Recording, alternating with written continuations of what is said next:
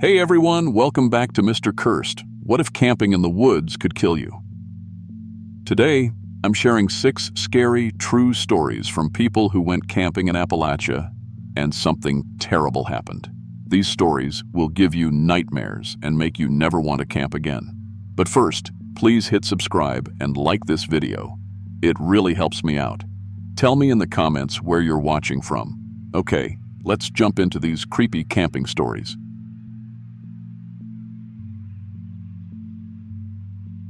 I'm 29 years old and I work as a dental hygienist in Roanoke. About a year and a half ago, I decided to take up photography as a hobby. Nothing fancy, just wanted something creative to do on weekends. I'd saved up $400 for this Canon camera, and honestly, I was pretty proud of myself for making that kind of purchase. My plan was to get some good mountain sunrise shots for my Instagram, maybe even sell a few prints if they turned out decent. I figured camping would be cheaper than booking hotels every time I wanted to chase good light, so I started looking into solo camping spots around Virginia. My parents weren't thrilled about me camping alone, being a woman and all, but I had pepper spray, a whistle, and I always shared my location with 3 friends before heading out. I felt prepared enough. That's how I ended up planning a trip to Burke's Garden in late September, when the leaves were just starting to turn. I was browsing all trails for good spots when I found this comment from a user named Mountain Mike 78. He'd posted GPS coordinates for what he called the clearest water in Virginia. Said it was about 2 miles off the main trail, perfect reflections for photography, and hardly anyone knew about it. The coordinates weren't on any official maps, but that actually made it more appealing to me. I wanted something unique for my portfolio. The hike in was easier than I expected.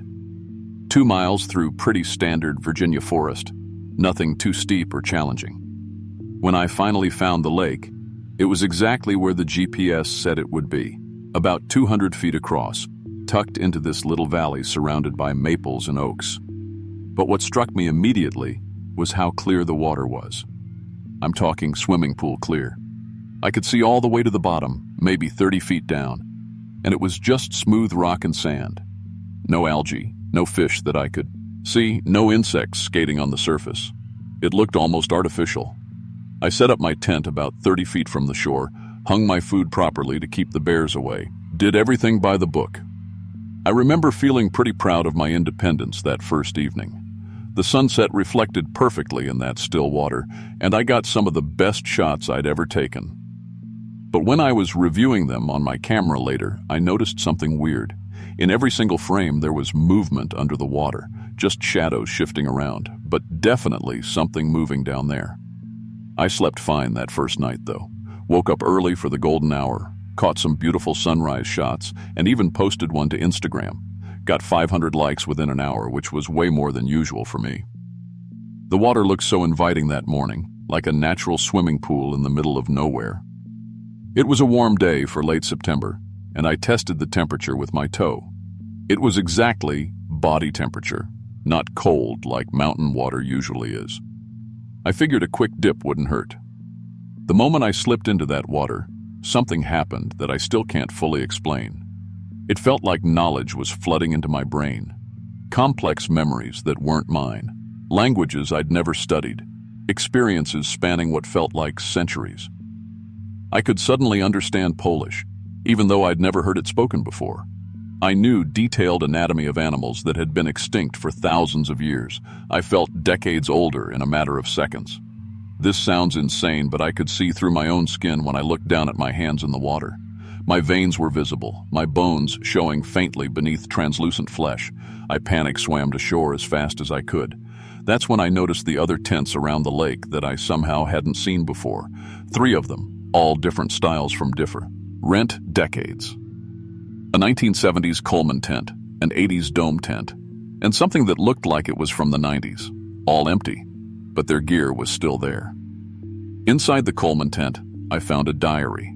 The last entry was dated 1978, and it said, "Day 3, Sarah's right, the water gives knowledge but takes form. I'm becoming less solid each day." My name is Sarah. I'd never been to this lake before in my life. I flipped through more entries. One from earlier that week mentioned, "The future Sarah will read this. She's already in the water, already changing." My phone was acting weird too, showing videos in my gallery that I hadn't taken yet. Videos of me swimming in the lake tomorrow, my body getting more and more transparent until I just disappeared. The strangest part was how desperately thirsty I became, but only for the lake water. Regular water from my bottles tasted like poison. My body was rejecting everything except that crystal clear lake water. Around noon, 4 people emerged from the water. Their bodies were translucent, organs visible through their skin like living anatomy textbooks. They waved at me, invited me in with gestures. One woman spoke, and her voice sounded like water flowing over rocks. The lake is a digestive system. It breaks us down to information, uploads our consciousness. Bodies are optional here. I tied myself to a tree with rope that night, but I kept waking up closer to the water. My hands had untied the knots while I slept, apparently. My skin was changing faster now. I could see my heart beating through my chest, my ribs visible like I was an X-ray image. That's when I realized the lake had no inlet or outlet. The water was coming from below, pulsing up rhythmically like a heartbeat. During a moment when I was completely transparent, I could see through the lake bottom. There was something massive down there, maybe the size of a parking lot. We weren't swimming in a lake. We were food in something's stomach. I tried hiking out 3 different times, but somehow kept arriving back at the lake from different directions. It was like Spax. He curved around that place. The knowledge I'd absorbed included geology, and I realized the lake sat over an old limestone sinkhole. There was a weak spot I could potentially break through. Using my camping shovel, rocks, and fallen branches, I managed to break through what felt like a natural plug. Water started draining fast, and something thrashed violently below. As the water level dropped, I saw it clearly. A biological mass covered in what looked like thousands of human faces embedded in its skin, all the previous swimmers who'd been digested over the years. It grabbed me with something between a tentacle and a tongue, pulling me toward what I can only describe as a mouth lake. I emptied my pepper spray directly into it, and it recoiled long enough for me to run. The other transparent swimmers were screaming as they melted without the water to sustain them. They begged me to stop, but I kept running while that thing writhed and released this psychic scream that made reality blur around the edges. I burst onto the main trail where a group of hikers found me. They said I looked like a glass sculpture, rushed me to the hospital immediately. The doctors documented my partial transparency, took photos and blood samples. They couldn't explain my condition, but I still have all the medical records. It took months for my skin to become opaque again. Even now, under bright lights, I'm still partially see-through. You can see my bones if you know what to look for. I still know Polish. I still remember centuries of experiences that aren't mine. I can't forget any of it. Satellite photos show the lake exists again, darker than before. Rangers have marked the area off-limits, but they won't explain why. I get emails from other people worldwide who are partially transparent like me. We all swam in similar lakes. We're all still changing. I can't work in the dental office anymore. Patients see through my hands, and it scares them. I'm on disability now. Every night I dream about swimming in that lake, seeing the creature reforming, knowing it's calling us back to finish what it started. If you ever find water that's too clear, too perfect, too warm, it's not water. It's something hungry. Don't even touch it. I'm Ashley, and I'm 28 now. I wait tables at the Denny's in Beckley, West Virginia, and honestly, it's not the kind of job that leaves you with much extra cash at the end of the month. My sister Lisa and I had been talking about taking a vacation for months, you know? We both needed it. She works at the Walmart there, and between the two of us, we barely had enough to cover rent some months, let alone a real trip somewhere nice. So, when we got the idea to go camping instead of trying to scrape together money for the beach or something, it seemed perfect. Free camping, just the two of us sisters getting away from everything for a weekend. What could go wrong?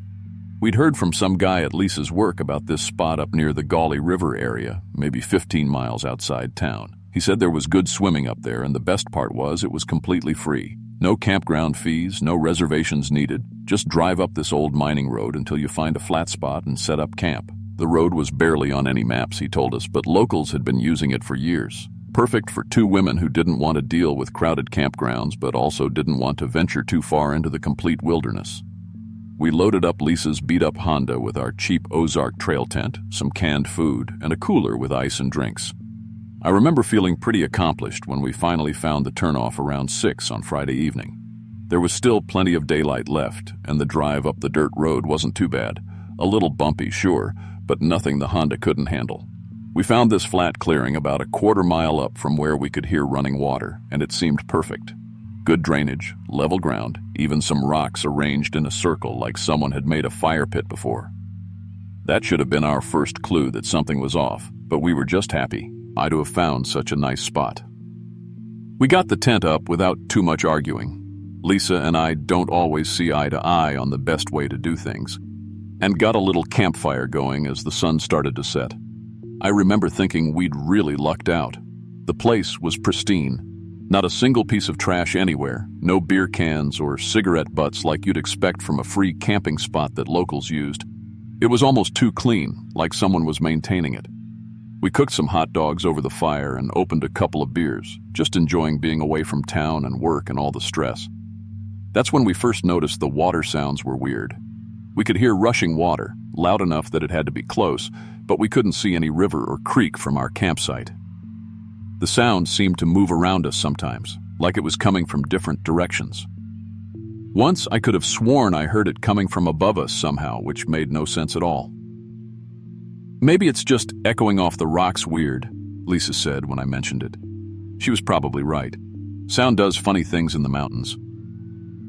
But then around 10 o'clock, when we were getting ready to turn in for the night, something started throwing small rocks at our tent.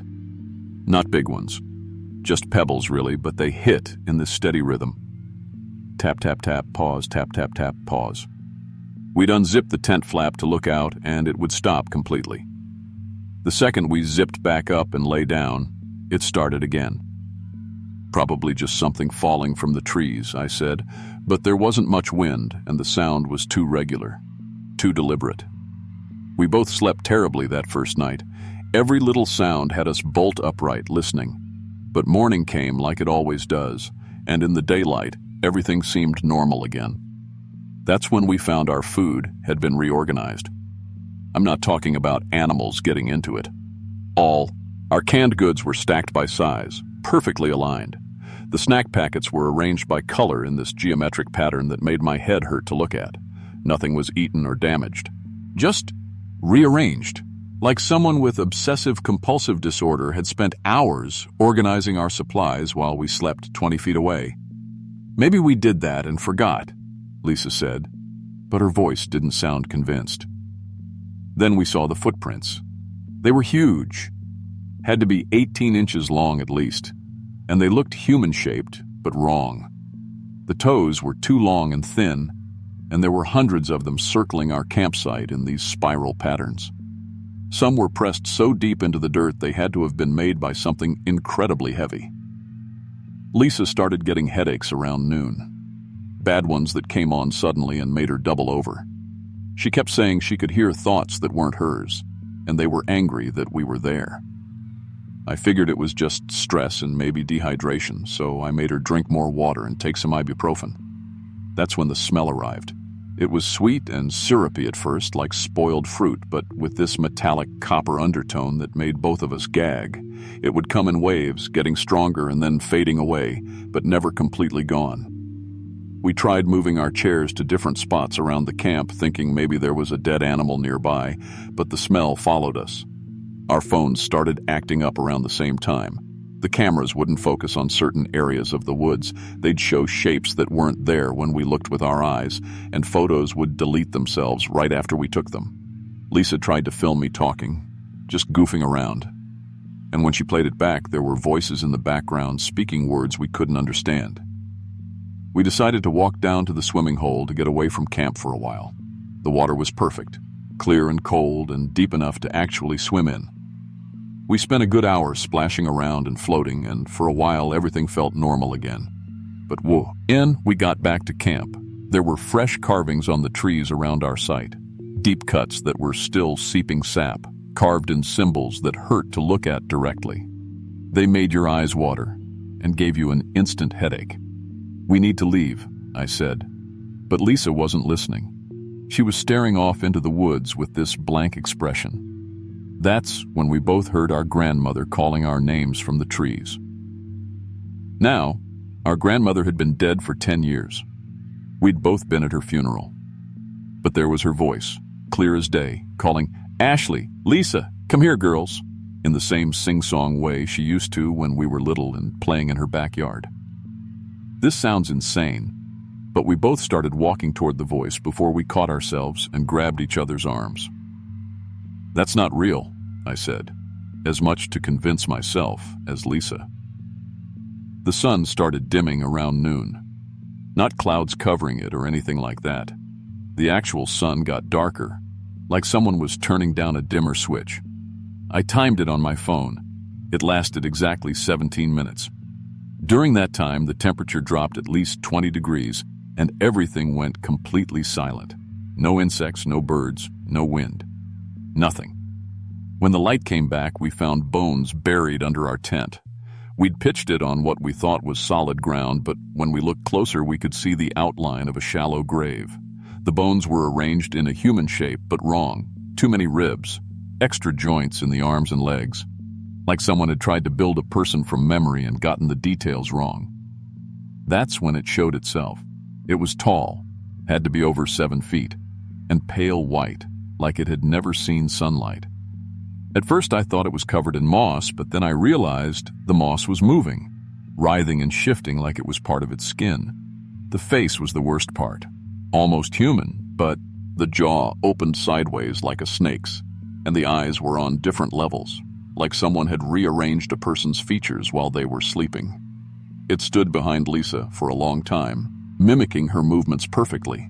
When she raised her hand to shield her eyes from the sun, it raised its hand the same way. When she turned her head, it turned its head. Like a three-dimensional shadow, but Lisa couldn't see it. Only I could. I was too terrified to move or speak. All I could do was watch this thing study my sister like she was some kind of specimen. Then it pointed at the ground between us. When we looked down, it had somehow drawn a map in the dirt. It showed the way back to the main road, but also showed what looked like a trap. Stick figures of people who'd tried to leave and ended up in circles, never making it out. That's when the others showed up. 4 more of them, all different sizes. One was child-sized, but with the same pale skin and moving moss. They surrounded our camp in a perfect circle, just watching us. They moved their long fingers through the air like they were taking notes, studying us and comparing us to something we couldn't see. Lisa started walking toward them. I grabbed her arm, but she was speaking in some language I'd never heard before. Her voice was flat and emotionless, and she was fighting to get away from me. I had to tackle her to the ground to stop her from walking right into their circle. They watched us for hours, just standing there perfectly still except for those fingers moving through the air. Around sunset, they started leaving things at the edge of our camp. Old coins, tarnished jewelry, and what looked like human teeth. They arranged them in neat piles, like they wanted to trade. Then the smallest one, the child-sized one, left a pair of scissors by our tent. They were made from what looked like sharpened bone, and next to them was a lock of red hair exactly the color of Lisa's. They wanted her hair, all of it. I tried offering my hair instead. It's brown and nothing special, but they looked at it and turned away like it was worthless. They only wanted Lisa's red hair, and it seemed incredibly important to them. Lisa was still acting strange, speaking that weird language under her breath, so I made the decision for both of us. I took the bone scissors and cut off one of her braids while she sat there in a daze. The second the hair hit the ground, all 5 of them rushed forward and examined it. They passed it between them, held it up to the fading light, even smelled it. Whatever they found satisfied them because they started moving away from our camp. But before they disappeared completely into the woods, the smallest one came back and drew another picture in the dirt. This one showed 2 stick figures, clearly meant to be us, lying still and lifeless. Above it, it drew what looked like a moon and held up 1 finger. The message was clear. Stay another night and we'd end up like those stick figures. We threw everything into Lisa's car without even folding the tent properly. Just stuffed it all in the back seat and trunk while they watched from the tree line. I'd never been so scared in my life, but I was also trying to be practical about it. We needed to get out, but we needed to do it smart. The weirdest thing happened when we started driving back down that dirt road. Our GPS showed a route that definitely hadn't been there on the way in. A shorter way back to the main road, like they were helping us leave as quickly as possible. We stopped at the first gas station we came to in town. The old guy working there took one look at us and said, "You camped up there, didn't you? You're lucky. Most people don't come back." That was 3 months ago, and things haven't been normal since. Lisa's hair grew back white where I cut it. Not gray, pure white like an old woman's, and it's spreading. Every month more of her hair turns white and the doctors can't explain it. And they've run every test they can think of. Sometimes we find that moving moss growing on our skin. We scrub it off in the shower, but it always comes back. Usually on our arms or shoulders. Just small patches that writhe and shift when we're not looking directly at them. We both have the same dream now. We're covered in moss, living in those woods, and we're part of them. In the dream, it doesn't feel scary. It feels like home. That's the part that scares me the most when I wake up. I developed the photos from an old film camera I'd brought along, and they showed things our digital cameras never captured. Dozens of pale figures standing at the edges of every shot, always watching. They'd been there the whole time. Lisa's getting sicker. Her hair is completely white now, and she talks in her sleep in that same language from the woods. Sometimes I catch her looking up directions to that camping spot on her phone. Twice I've had to take her car keys to stop her from driving back up there. I found an online forum last week. It's full of people with white hair patches who all camped near old mining sites in West Virginia. They all have dreams about moss, and they all feel the pull to go back. Some of them have been fighting it for years. If you're ever looking for free camping in these mountains, and you find a place that's too clean, too perfect, like someone's been maintaining it but it's completely empty, don't stay. Something lives there, something that thinks we're specimens to be studied and collected. And once it has a piece of you, it never really lets go. I still work at that Denny's, but I don't talk about camping anymore. And I sure as hell don't talk about that weekend. Lisa and I barely mention it to each other, even though we're both living with the consequences every single day. Some things are better left alone in these mountains. I just wish we'd figured that out before it was too late.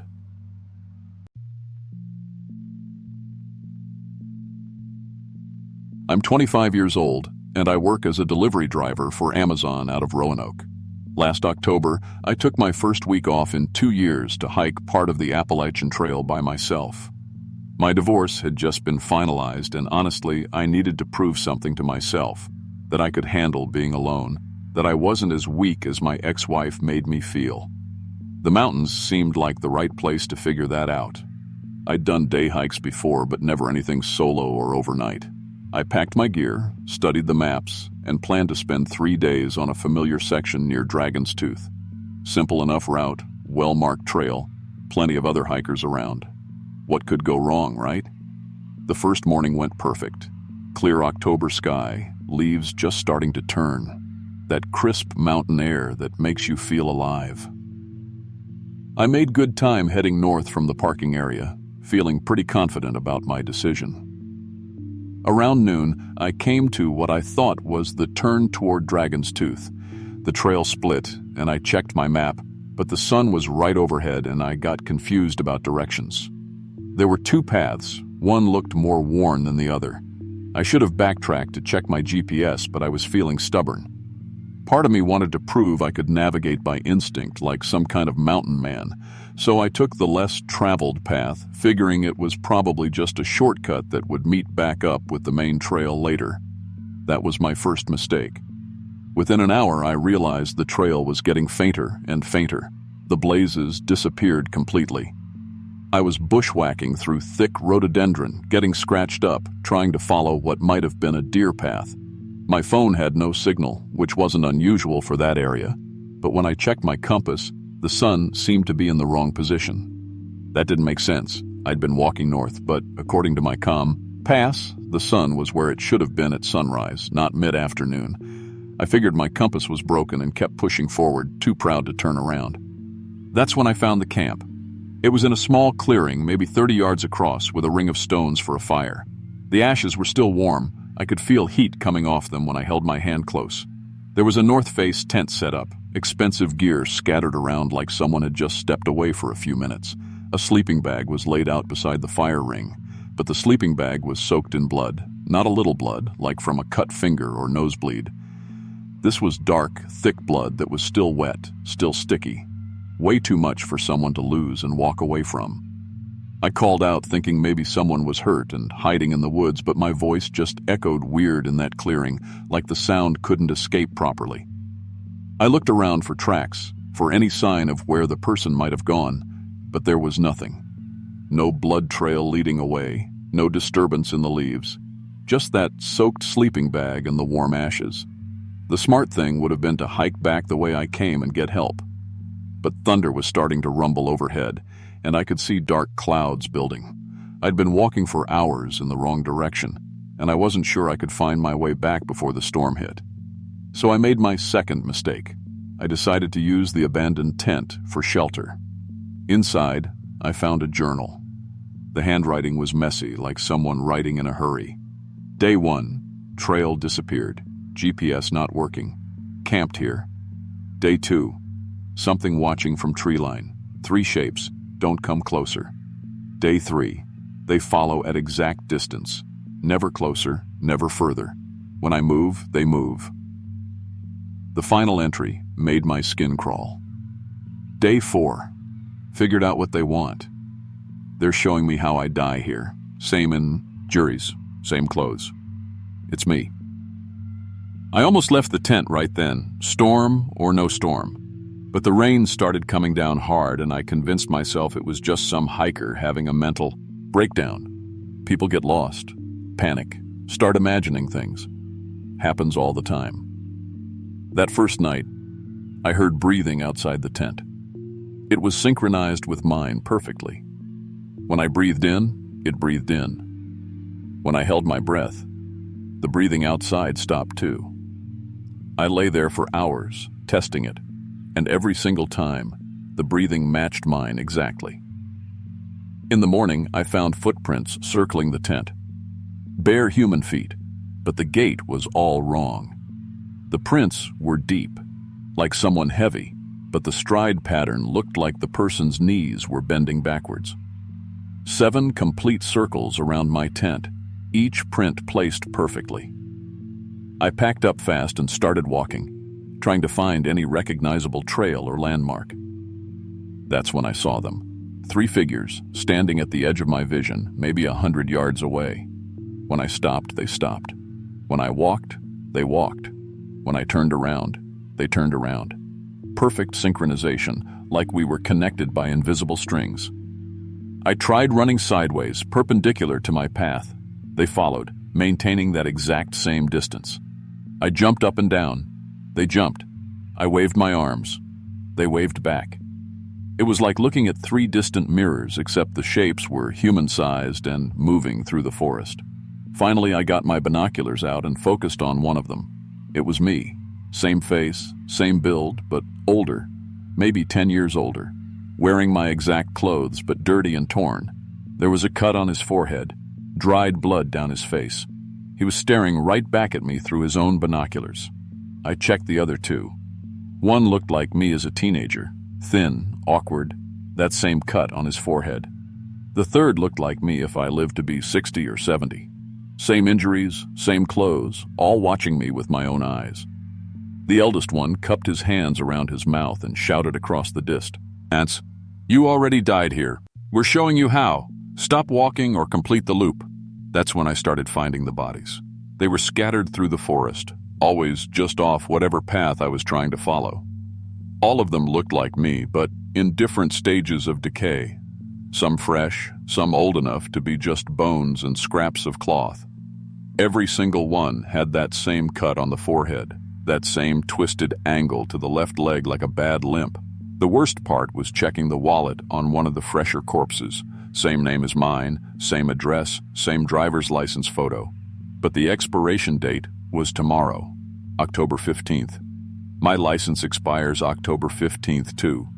I kept walking, and the forest started doing impossible things.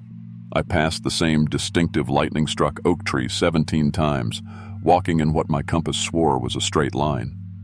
My watch showed days passing in hours. I could feel my beard growing overnight, my boots wearing thin like I'd been walking for weeks, but my phone insisted only a few hours had passed, and I was developing the same injuries as the bodies. The cut appeared on my forehead. No accident, no fall, just suddenly there and bleeding. My left leg started hurting, then dragging, until I was limping just like the corpses I'd found. The teenage version of myself got close enough to talk to me directly. His voice was mine, but higher, more scared. Fourth time through, you stay.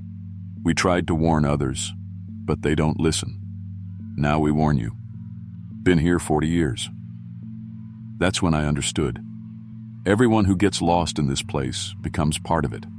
They become their own warning system, doomed to follow the next version of themselves who makes the same wrong turn, trying desperately to break the cycle.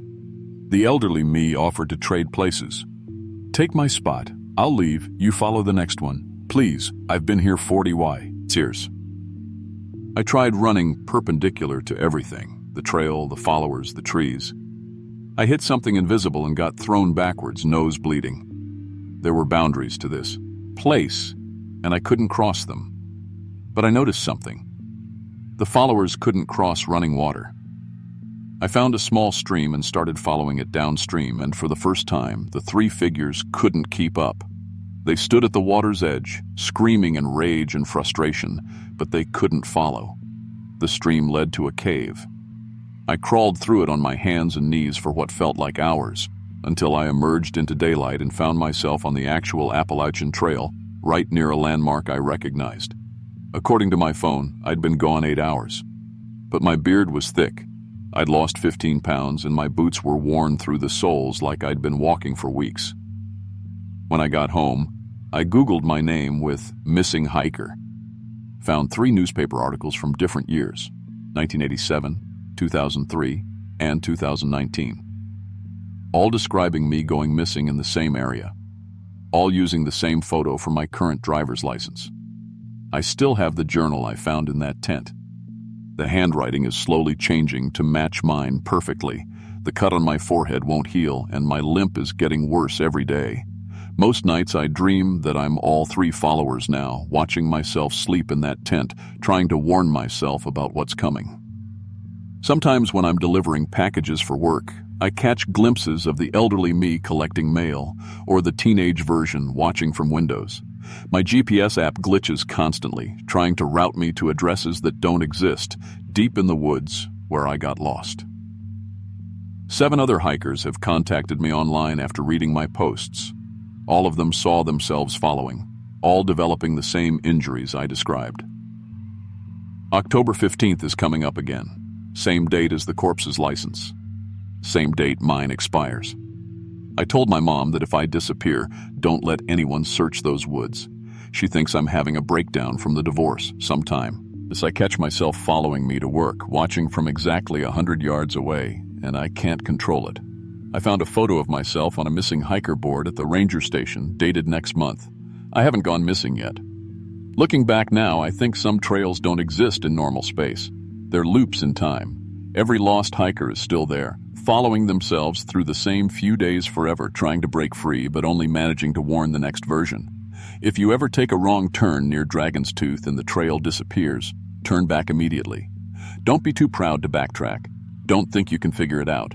Because if you get lost there, you'll spend forever trying to save yourself, and you'll never succeed.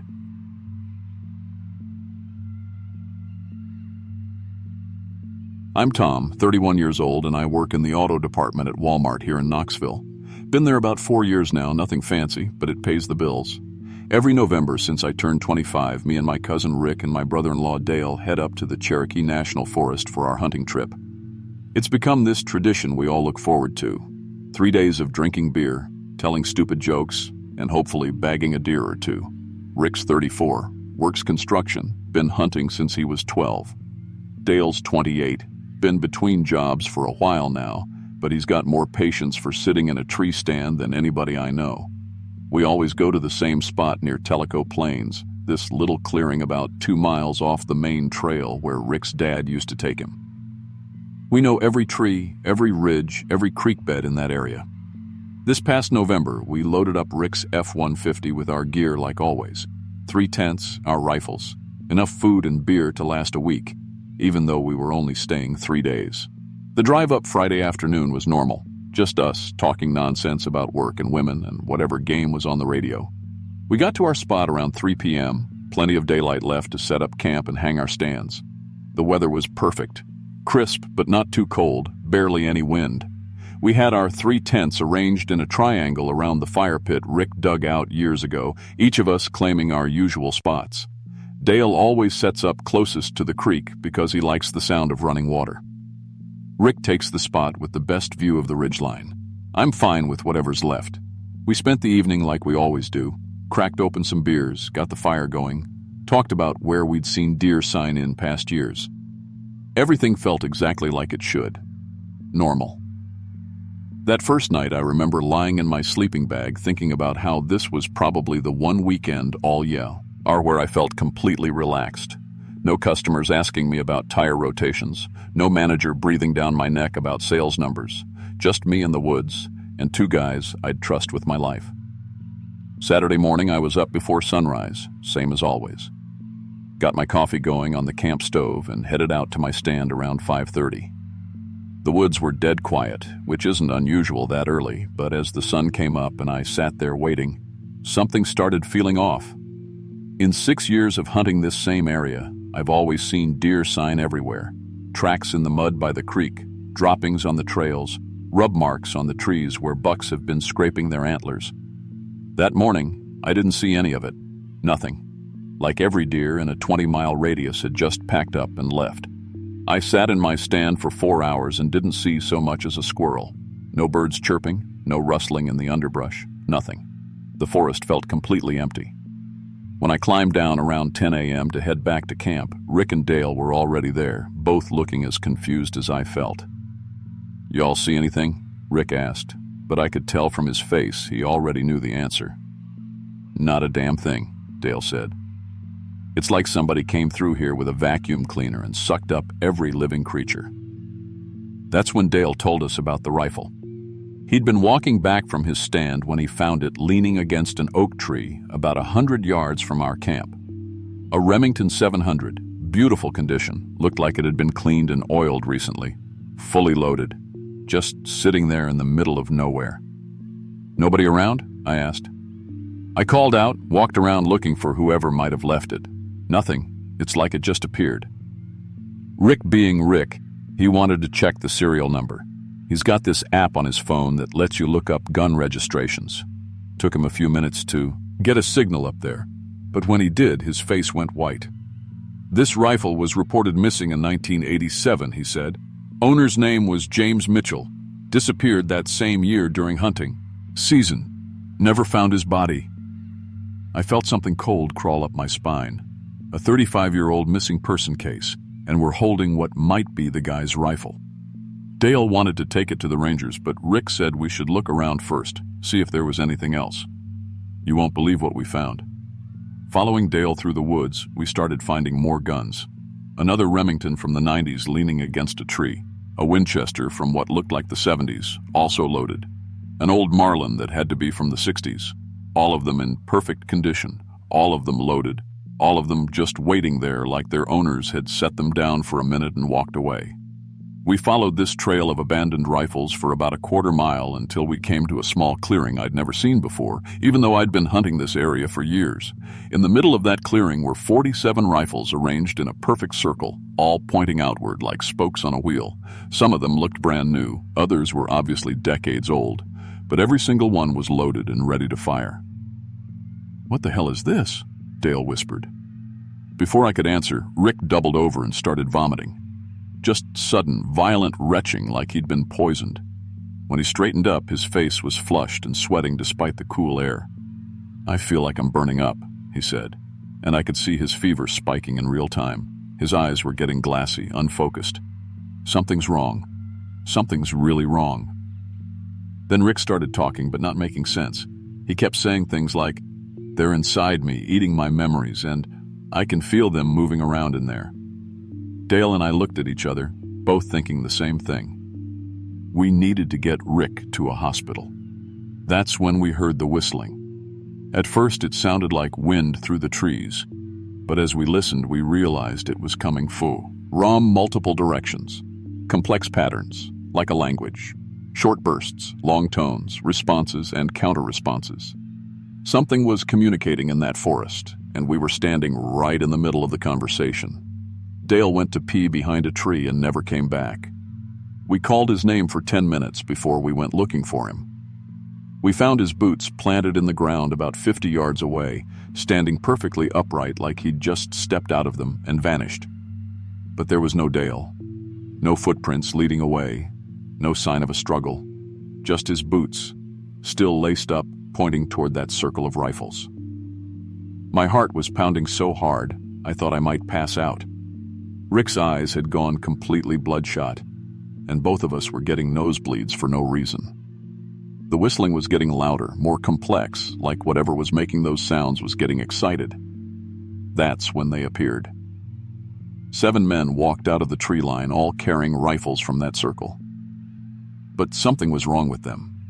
Their clothes were from different time periods. One guy was wearing what looked like 1950s hunting gear. Another had on modern camouflage. One was dressed like he'd stepped out of the 1980s. They moved wrong too, like they were walking underwater or fighting gravity. The one in front, wearing a red flannel shirt that looked like it was from 20 years ago, smiled at us. I recognized him immediately from a missing person poster I'd seen at the ranger station. David Peterson, disappeared in 2003. He looked exactly the same as his photo, hadn't aged a day. "We never left," he said in a voice that sounded like wind through dry leaves.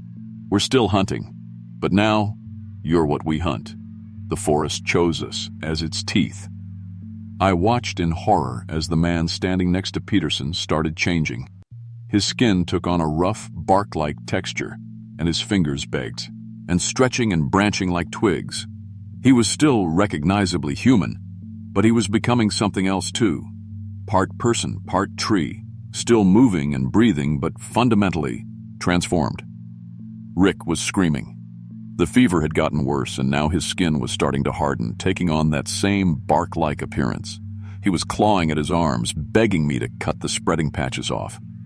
"It burns," he kept saying. "Oh God, it burns. Make it stop." The hunting party just watched us with those patient smiles like they were enjoying a show. Peterson stepped closer. "You have a choice," he said. "Join the eternal hunt or become part of the forest. Decide now." That's when I saw Dale. He was merged into the trunk of a massive oak tree, his face visible in the bark pattern, eyes still moving but unable to speak, still alive, still conscious, trapped forever. I remembered the circle of rifles. Without thinking, I ran back and grabbed the oldest one I could find, some antique that looked like it was from the 1930s. I turned and fired at Peterson and his hunting party. The bullet hit Peterson's center mass, and he exploded into a cloud of spores that immediately began reforming into his human shape. "You can't kill what's already dead," he said, that horrible smile never leaving his face. I grabbed Dale's lighter fluid from his backpack and ran back to the rifle circle. I doused the entire area and lit it up. The flames created a barrier that the hunting party couldn't or wouldn't cross, but I knew it wouldn't hold them for long. Rick was changing fast. The bark-like growths had spread up his arms and were starting to cover his chest.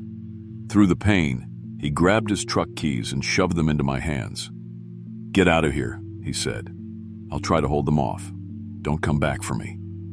I ran 3 miles through pitch-black forest, following our old trail markers by memory and praying I was going the right direction. I could hear the whistling behind me, getting closer, and sometimes I swear the trees themselves were trying to stop me. Branches would swing down to grab at my clothes. Roots would suddenly rise up to trip me. The entire forest had become a predator, and I was the prey. When I finally found Rick's truck, it started on the first try, which felt like a miracle. But as I tried to drive out, trees began falling across the road, blocking my path. I had to ram through them, destroying the front end of the truck, but somehow making it to the main highway. In my rearview mirror, I could see them chasing me. Peterson and his hunting party running at impossible speeds, some on all fours, some seeming to float just above the ground, all of them whistling that horrible song. I burst onto Highway 68 going about 60 miles an hour and nearly collided with a semi. The trucker later told the police that I'd come out of what looked like solid forest wall. There was no road where I'd emerged.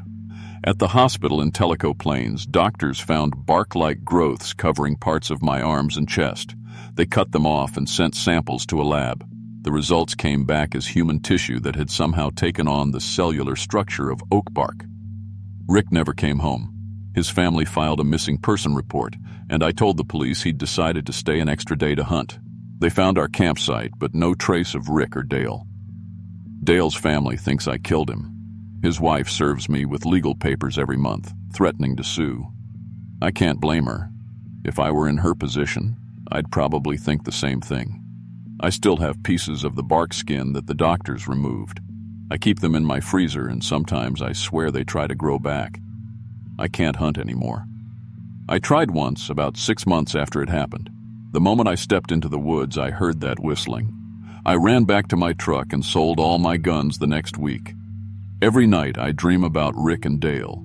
They're in the forest, made of wood and leaves, and they whistle my name. The sound is getting clearer, more insistent. Sometimes I wake up with bark-like patches on my skin that fade by morning. I found an online forum where 70 other hunters have reported similar experiences. We all have the bark growths, we all hear the whistling, and we all avoid the woods now. Some of the guys post photos of the growths spreading. It's getting worse for all of us. I had to transfer out of the garden center at work because being around plants makes the growths come back faster. Now I work in electronics, but the stress of everyday life makes the patches appear anyway. Doctors want to study me, but I know what's really happening.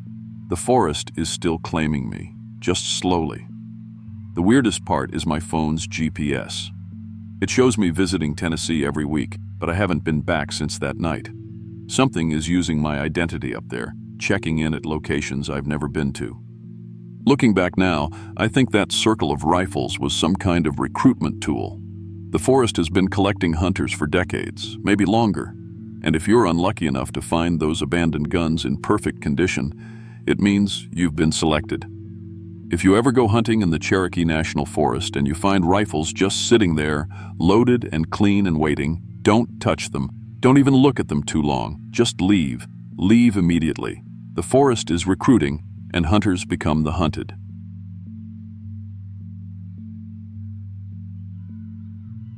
I was 24 when this happened, working as a grocery store manager in Charleston, trying to keep my head above water after my girlfriend Sarah left me for her coworker. I'd been putting on a brave face for months, telling everyone I was fine, but honestly I was falling apart. My buddy Jake suggested I take some time off, maybe go camping somewhere quiet to clear my head. I'd never been camping alone before, but I had a week of vacation saved up and figured it might be cheaper than drinking myself into debt at local bars. I'd heard about this old mining camp called Barthel Coal Camp out in eastern Kentucky. Did some research online and found out it was a real ghost town from 1902, abandoned when the coal ran out. The land was public now, legal to camp on, and about a 2-hour drive from Charleston, perfect for someone who needed to disappear for a while. I packed my car Friday evening, October 15th, 2021, with basic camping gear I'd bought at Walmart. A $60 tent, sleeping bag, camp stove, and enough hot dogs to last the weekend. The drive out there was peaceful. Rolling hills, thick forests just starting to turn colors. I parked at the old trail marker around sunset and hiked about 2 miles in with my gear. The campsite I chose was near what used to be the main settlement. You could still see foundation stones from old buildings scattered around, covered in moss and weeds. I set up my tent, got a fire going, and cooked those hot dogs while watching the stars come out. For the first time in months, I felt like maybe I could handle being alone with my thoughts. Saturday morning, I decided to explore. The October air was crisp, and I had my phone flashlight to see into the darker areas. About a 1/4 mile from my camp, I found what I was looking for, the old mine entrance. It was boarded up with weathered planks, but some of the boards had been broken, not for us. On the outside, though, the wood was splintered outward, like something had pushed through from inside the mine. That should have been my first warning, but I was curious. I squeezed through the gap and used my phone light to look around. The air inside was stale and cold, and my footsteps echoed weird in the narrow tunnel. About 20 feet in, I found something that made me stop cold, a McDonald's wrapper on the ground. The date on the receipt was 3 days old. Someone had been in here recently. I kept going deeper, following fresh footprints in the coal dust on the floor. The tunnel opened up into a larger chamber, and what I saw there made my skin crawl. Someone had set up a living space down there. Mattresses arranged in a circle, camp stoves, stacks of canned food, even a battery-powered radio. It looked like someone had turned this abandoned mine into an underground apartment. I know how this sounds, and I should have left right then. But I kept thinking maybe it was homeless people. Maybe someone who needed help. I called out, "Hello? Anyone down here?" My voice echoed back, but no response. That's when the smell hit me. It was overwhelming, like raw hamburger left out in the sun. I followed the stench deeper into the mine, my phone battery already getting low. In a side chamber, I found the source. Deer carcasses hanging from the ceiling, skinned but not butchered properly. The meat was dark and spoiling, and there were bones scattered on the floor like someone had been gnawing on them. That's when I heard footsteps behind me. I spun around and 7 people stepped out of the shadows. At first glance, they looked normal, clean clothes, like they'd just come from town. A man who looked like a father, a woman, 3 kids ranging from maybe 5 to 12 years old, and 2 teenagers. But when they smiled at me, I saw their teeth had been filed to sharp points, and their smiles were too wide, stretching their faces in ways that didn't look right. "Welcome to our home," the father said in a perfectly normal voice. "We don't get visitors often. You'll stay for dinner." I looked into his eyes and felt my stomach drop. They were completely black. No whites, no pupils, just solid black like looking into deep water at night. I threw up, right there, all over my boots. My legs went numb, and I couldn't move. You hear about that freeze response when you're in danger, but until it happens to you, you don't understand how complete it is. Every muscle in my body locked up. The children started giggling, playing with bones like they were toys. One little girl, maybe 7 years old, looked up at her mother and asked, "Is he the one who's staying forever, Mama?" That's when I noticed how they moved. Their knees bent backward slightly when they walked, and their fingers had too many joints. They looked human, but everything was just slightly wrong, like someone had tried to build people from memory and gotten the details mixed up. The family started setting up for dinner. They brought out a metal folding table, set it with real china plates like they were having Sunday dinner at Grandma's house. They acted completely normal, chatting about their day, asking me polite questions about where I was from, but the meat they were preparing was obviously not deer. I saw a wallet on the ground near the table. When the father turned to get something, I glimpsed the driver's license inside. Jenny Morrison, from the missing hiker reports I'd seen on the news 2 weeks earlier. She'd disappeared somewhere in these mountains. The mother noticed me staring and walked over with a cup of water. She spoke softly, almost kindly. "You look just like our last guest. He lasted 3 days before the change started." That broke through my paralysis. I ran for the mine entrance, but they didn't even try to chase me. They just laughed. When I reached where the opening should have been, there was solid rock. No gap, no broken boards, nothing. Like the entrance had never existed. I spent the next few hours running through those tunnels, trying to find another way out. Every passage led back to their camp. I walked for what felt like miles, but the space folded in on itself somehow. I'd turn left 3 times and end up back where I started. The worst part was what started happening to my body. I began coughing up black coal dust that I hadn't even breathed in. My fingers went numb, and I could feel my teeth loosening in my mouth. When I looked at my reflection in a puddle of water, my eyes were starting to darken around the edges. I was changing into one of them. Finally, I found a narrow blast hole from the old mining days. It was maybe 18 inches wide, but I could feel air flowing through it. I heard them calling my name from back in the main chamber. "David, come home. Your room is ready. We're your family now." I squeezed through that hole, scraping all the skin off my back on the rough stone. Behind me, I could hear them scratching at the rocks, trying to follow. I emerged about half a mile from my campsite, gasping and bleeding. I didn't pack anything, left my tent, my gear, everything. Ran to my car in just underwear and a t-shirt, started it up, and drove 8 hours straight home to Charleston. I've never been so grateful to see city lights. But the changes didn't stop when I left. Look at my hands now. I still have an extra joint in both pinky fingers. My dentist has been documenting how my teeth are changing shape over the past 6 months. He has no medical explanation for it. I know why it's happening. I also know they're looking for me.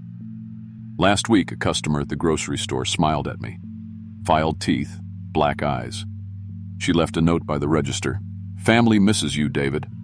I filed a report with the Forest Service, case number 2021 KY0847, but they said they found the mine entrance welded, shut from the inside back in 1987.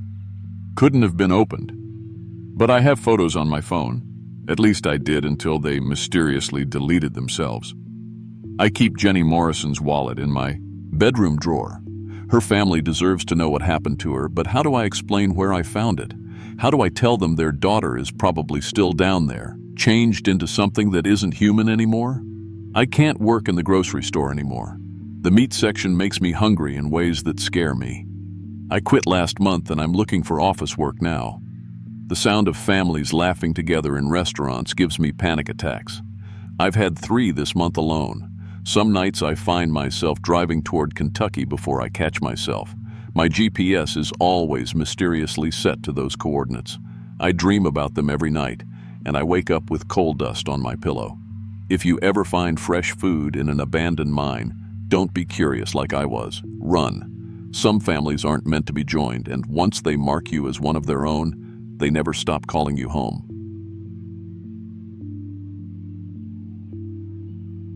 I'm Marcus, and I'm 27 years old.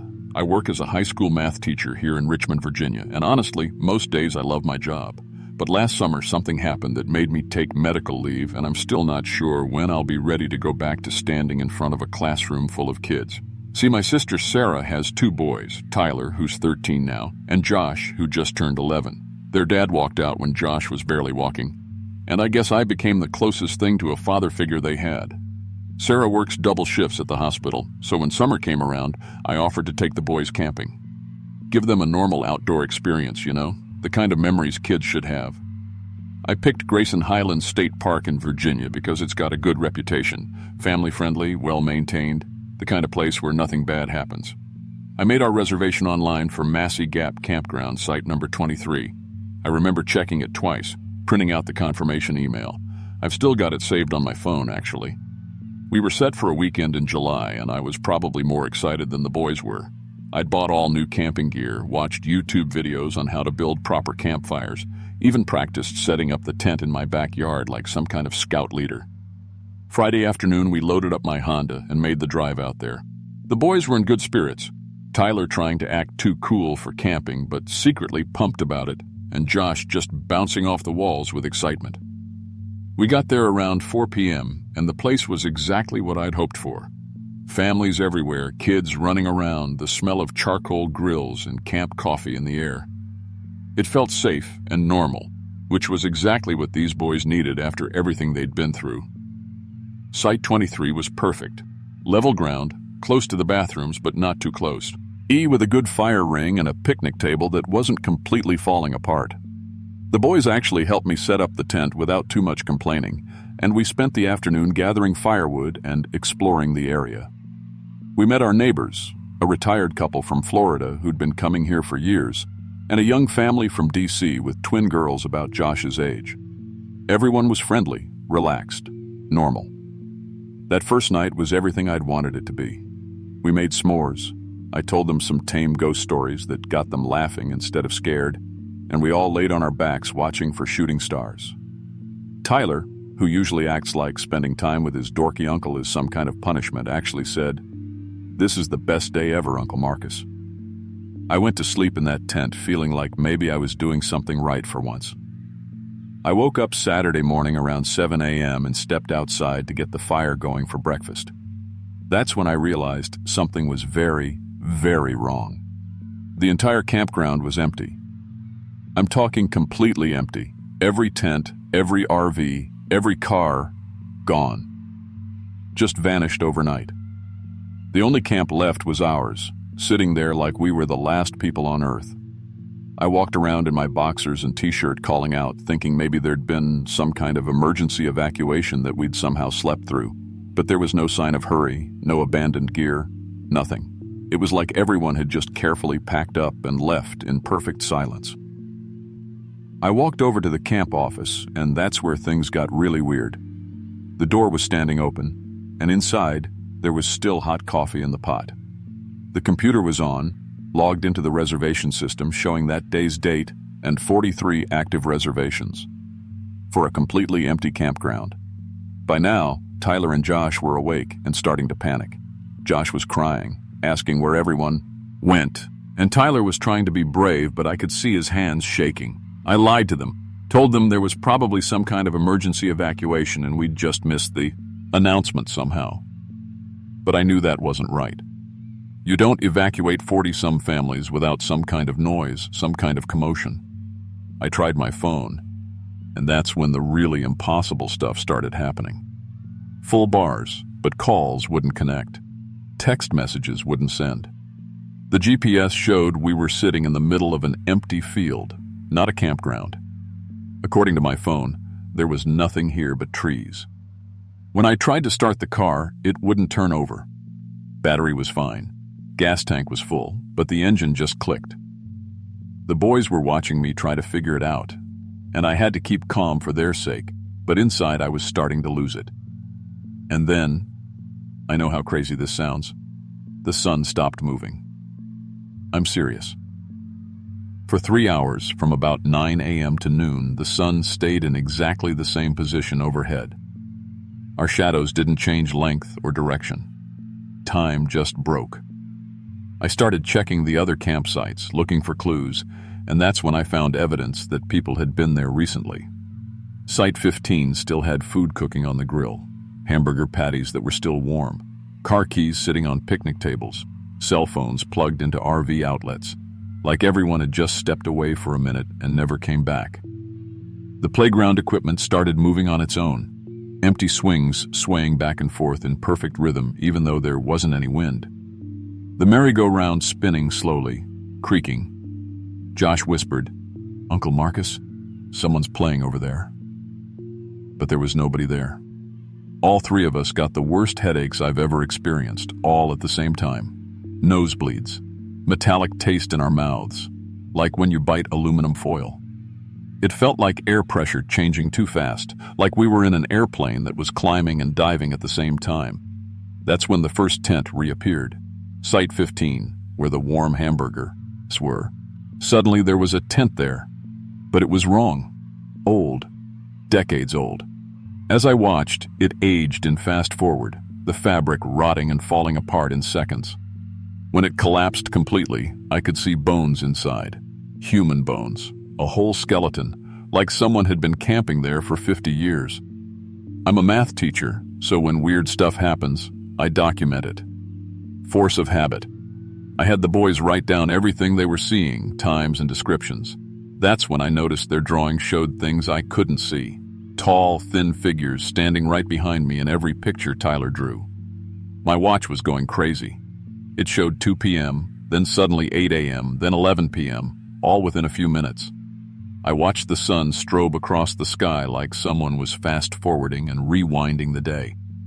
Tyler grabbed my arm and said, "Uncle Marcus, I can see them now. They're collecting people. We're in their display case."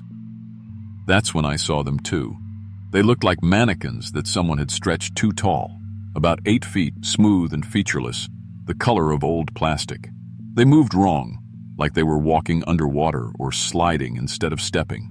They were walking between the campsites, examining the empty spaces where families had been, like they were taking inventory. I turned around to tell Josh to stay close, and he was gone. Tyler started screaming. I looked up and saw Josh about 20 feet in the air, floating, but transparent, like an old photograph that was fading. He was looking down at us, mouth moving like he was trying to talk, but getting fainter and fainter. I grabbed Tyler and ran for the car. I'd never hot-wired anything in my life, but somehow my hands knew what to do. Pulled out wires, touched them together, and the engine started. The road kept disappearing and reforming as we drove. We'd be driving on pavement, then suddenly, we'd be driving through empty space, then back on a road again. Tyler was navigating somehow, telling me when to turn even though there was nothing to turn onto. The kid could see things I couldn't. The smooth figures surrounded the car. I felt them in my head, not talking exactly, but communicating. Leave one, take one, balance required. Tyler looked at me and said, "Take me instead. Save Josh." I drove straight through them. It felt like hitting a wall of water. Every electronic system in the car exploded. Radio, GPS, dashboard lights. The windows spider-webbed with cracks. But I kept driving, and Tyler kept pointing directions, and suddenly we were on a normal road with the campground behind us, full of people again. Families setting up tents, kids playing, everything normal. Josh was in the back seat, confused and asking why we'd left the campground so fast. Our phones showed Monday. We'd lost 2 entire days. My sister had called the police when we didn't come home Sunday night, and there was apparently a massive search going on.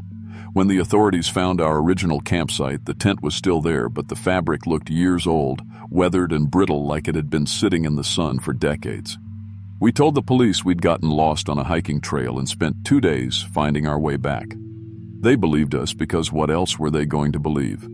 But Tyler's journal still has those drawings of the tall figures, and the photos I took at the campground show shadows where there shouldn't be any shadows. Josh doesn't remember anything after Friday night, which is probably better. Tyler and I never talk about what happened, but sometimes I catch him staring at empty spaces like he's seeing things that aren't there. A few weeks after we got back, he warned our neighbor, Mrs. Peterson, that something bad was going to happen to her. She had a heart attack the next day. I can't teach the way I used to. I count my students obsessively, panic when anyone's absent. I took medical leave in October, and I'm still not ready to go back. Sometimes, in my peripheral vision, I see those smooth figures standing at the back of my classroom, watching, taking notes. The 3 of us sleep in the same room now when the boys visit. Lights on, taking shifts. Someone always awake and watching.